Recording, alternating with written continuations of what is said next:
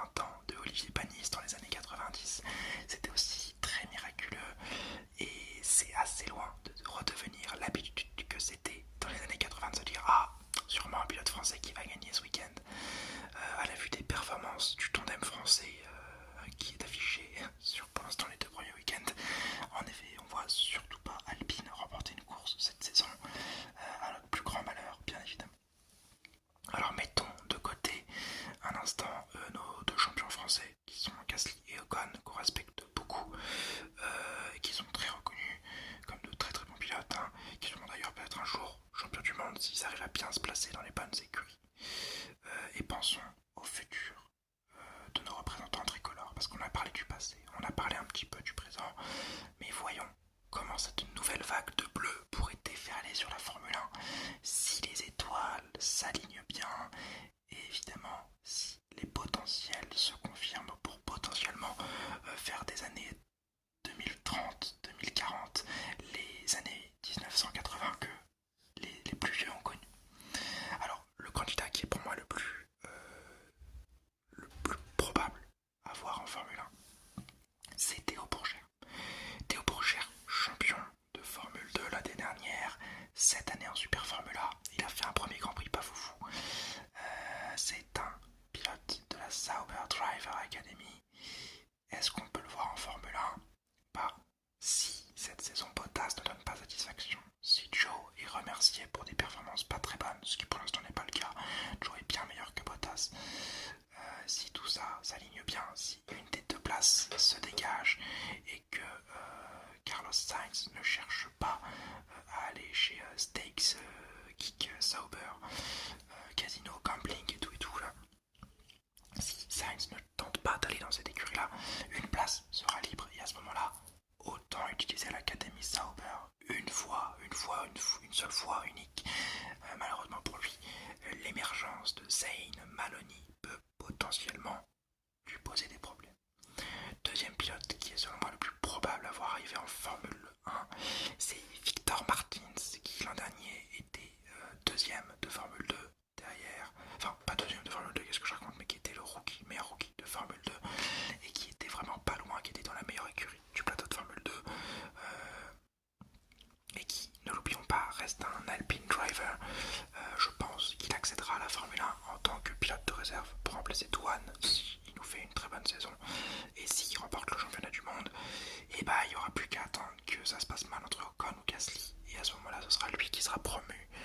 C'est quasiment une évidence, mais pour ça il faut qu'il gagne le championnat du monde et que les étoiles s'alignent bien pour lui et que Ocon ou Gasly quitte Alpine, soit à cause des mauvais résultats, soit à cause d'une offre plus intéressante. Imaginons Ocon chez Mercedes.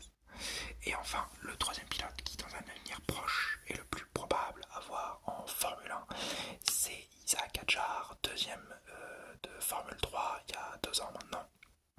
Driver Red Bull, petit protégé de Helmut Marko qu'il aime énormément. Il lui fait penser à Prost selon certaines rumeurs du paddock, qui l'an dernier a fait une saison de Formule 2 assez complexe, mais qui cette année, on connaît son talent, ne devrait pas avoir trop de mal à bien se positionner, malgré ses 2 premiers week-ends de merde dus à la Campos, de merde également. Ça se voit que je suis un peu énervé, ça se voit que j'ai eu du mal à me réveiller 2 fois pour voir des pilotes français faire des DNF et pas marquer un seul point. Mais bon, c'est le début du championnat, c'est un mauvais début, mais ça ira bien, on en est sûr. Et si tout s'aligne bien pour Hadjar, il serait tout à fait possible de venir passer devant un Ricciardo ou un Tsunoda qui ferait de mauvaises prestations chez la Racing Bull. Et enfin, donc on va parler des pilotes dans un avenir beaucoup plus lointain. Bah, on va parler du premier, celui que je pense être le plus probable à arriver en Formule 1 dans un avenir assez lointain quand même. On table sur du 3-4 ans minimum. Je pense que c'est Enzo Denini, le petit jeune prodige, protégé de Red Bull, également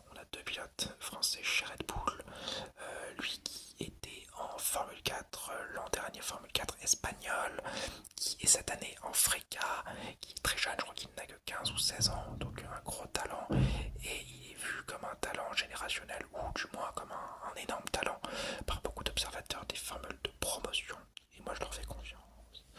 Ensuite, l'éclosion qu'on a eue ce week-end, c'est Dorian Pain de la Formule Academy, formule spécialement pour les femmes, Mercedes Driver également bien soutenu par Hamilton et qui a un talent indéniable de victoire en Formule Academy.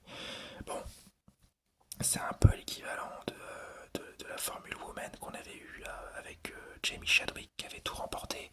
Et franchement, Jamie Chadwick est pas exceptionnel hein, comme pilote. Mais là, Dorian Pain, il y a une autre sensation. On l'a vu en LMP2 l'an dernier avec Fiat, je crois. Et elle était exceptionnellement forte. Et cette année, elle nous enchaîne 2 victoires, malgré le fait que la FIA lui en avait une des deux. Dorian Pain, elle a un avenir dans le sport automobile, même pas que la Formule 1 puisqu'elle a fait de la LMP2, donc l'endurance n'a pas l'air de l'effrayer, mais moi je la vois arriver en Formule 1 un jour, dans 3-4 ans minimum, comme je l'ai dit, au vu de la conjoncture actuelle, du fait qu'on cherche plus d'inclusivité en sport auto. Dorian Pain a une belle opportunité à saisir, parce que c'est une femme, mais surtout parce qu'elle est talentueuse et qu'elle le montre. Ensuite, parlons de Sami Meketounif, le pilote de Formule 3 qui est arrivé, que je ne connaissais pas du tout avant son arrivée en Formule 3. C'est un ex-pilote de l'Africa, coéquipier du regretté pilote néerlandais qui est décédé à Spa-Francorchamps et qui nous a fait un bon premier week-end et qui pourrait potentiellement postuler à une place en Formule 2 l'an prochain. Il est dans la même voiture que Bortoleto avait l'an dernier, Bortoleto qui était le champion de Formule 3. Donc s'il fait les mêmes résultats, aucune raison qu'il ne monte pas en Formule 2. Et s'il nous fait des bons résultats en Formule 2, il y a sûrement moyen d'attirer l'attention de certaines écuries. Et ensuite, il y a des pilotes beaucoup plus jeunes qui, eux, sont encore en Freca, comme Enzo Dellini, comme Alessandro Giusti, qui est donc un jeune pilote en Freca, qui en dernier était dans la pire équipe de Freca, celle avec le moins de budget, tout du moins, et qui était tellement bon qu'il a été signé chez la Williams Driver Academy. Donc c'est un pilote très très prometteur, qui potentiellement pourrait, s'il réussit bien en Freca, arriver en Formule 3, et avec le soutien de Williams, potentiellement prendre une place en Formule 3, en Formule 2 et peut-être en Formule 1 si, encore une fois, les planètes s'alignent bien. Et le dernier petit pilote dont je vais parler, c'est Théophile Nael, qui lui, ex-vainqueur de la Formule 4 espagnole, même série que Enzo Dellini, et qui est cette année en Freca, qui potentiellement peut donner une belle satisfaction et de beaux résultats. Et s'il donne de beaux résultats, il n'y aura aucun mal à qui monte en Formule 3, puisqu'il a un beau talent. Ça, c'est une évidence. Et donc maintenant, on va essayer de regarder un petit peu comment on pourrait placer ces pilotes. Donc en 2025, Red Bull, il y a Verstappen qui est cloué. Après, est-ce que Perez, Tsunoda, Ricciardo, Sainz prendront la place et au cas où, c'est pas un de ces 4 pilotes, ce qui arrivera à mon avis, c'est un de ces 4 pilotes que je vous ai cité qui prendra sa place. Et pourquoi pas un Hadjar, si tout le monde se rate, si lui défonce la saison de Formule 2, et si Helmut Marko pète son crâne, hop, un petit Hadjar chez Red Bull, mais je pense que c'est hautement improbable. Ensuite, chez Mercedes, Russell est confirmé. Maintenant, qui est-ce qu'on va voir à côté de lui? Albon, Antonelli, Sainz, Alonso ou Ocon. Voilà, un nouveau français dans une autre écurie, managé par Toto Wolff. Ocon, comme Mercedes, les deux sont managés par Toto Wolff. Et ça pourrait être un bon sidekick pour Russell. Si Russell nous fait une saison de patron cette année et qu'il n'est pas dominé par Hamilton, parce que s'il est dominé par Hamilton, je pense que Toto Wolff aura tout intérêt à aller chercher un Sainz ou un Alonso qui seront beaucoup plus challengers pour Russell. Chez Ferrari, c'est bloqué. Chez McLaren, c'est bloqué. Chez Aston Martin, c'est sûrement bloqué. Si Alonso part, ce sera à mon avis Tsunoda, mais pas de pilote français à l'horizon chez Aston Martin. Et on va parler donc de Alpine également. On n'est pas sûr de qui il reste pour 2025. Ocon, Gasly, Martins. Si un des deux part, Martins se montera, c'est quasiment sûr et certain. Peut-être que Guan Yu Zhou a une place à se faire, ancien pilote Alpine, sponsor chinois pour un peu relancer une dynamique, mais bon, j'y crois pas vraiment. Donc c'est Ocon, Gasly ou Martins. Chez Alpine, je vois pas un pilote étranger arriver dans l'écurie française. Chez Racing Bull Cash, paiement sans contact, Visa Card, mes couilles, Ricciardo Tsunoda, passer. Maloney, j'y crois plus vraiment maintenant qu'il est chez la Sauber Academy. Lawson, pas sûrement s'il fait une bonne saison de truck driver. Test. Perez, s'il est démote de Red Bull, mais j'y crois absolument pas.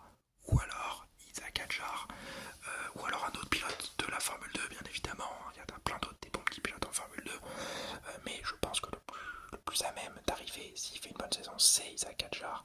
Si la bonne saison en Formule 2 est faite, en tout cas, il faut qu'il la fasse. Et pour l'instant, c'est mal parti.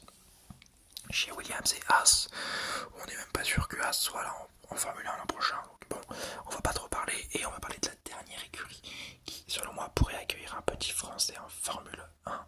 Bah, c'est Stake, futur Audi, comme je vous l'ai dit tout à l'heure. Si Bottas ou Joe ne donnent pas satisfaction, que Sainz refuse le baquet, que Hülkenberg n'est pas approché, que Schumacher n'est pas approché, il restera Théo Pourchaire de la Sauber Academy, si bien évidemment il fait une bonne saison en Super Formula. Donc vraiment un alignement des astres à avoir, mais pourquoi pas, on peut y croire en tout cas. Donc pour conclure, on le voit bien, il y a un bel avenir pour le sport automobile français avec 5 pilotes français en Formule 1 en 2025 si tout est très bien aligné. Un chez Red Bull, un chez Mercedes, deux chez Alpine et un chez Stake. Donc ça nous fait, ouais, ça fait même ça fait bien 5, je sais encore compter, merci. Donc ça nous ferait 5 pilotes si tout ça passe super bien. Pour ça, bien évidemment, il faudra un énorme coup de chance, mais le talent est là et la relève est également là. Je vous ai parlé de plein de petits pilotes, allez les soutenir, c'est Enzo Denini, Dornain Pain, Alessandro Giosti, Sami Meketounif, excusez-moi, et Théophile Naël, c'est plein de petits pilotes, qui encore plein d'autres. Hein. Allez regarder la Formule 4 française, allez regarder la Freca, c'est des formules de promotion super intéressantes où vous pourrez dénicher des petites pépites. Et alors, par le mot de la fin, soutenons nos pilotes français pour que Alpine ait des bons pilotes et qu'une vague bleue envahisse ce paddock et que chaque week-end on puisse avoir l'espoir d'entendre une Marseillaise sur les week-ends de course et plus ce foutu hymne néerlandais qu'on se coltine depuis maintenant 2-3 ans et qui franchement commence à nous briser les couilles. Et bien voilà, c'est déjà la fin de cette vidéo donc sur l'avenir des Français en Formule 1. J'espère qu'il vous aura plu. Si c'est le cas, n'hésitez pas à liker, à commenter et à vous abonner. J'espère vous avoir détendu. Je souhaite un prompt rétablissement à MMA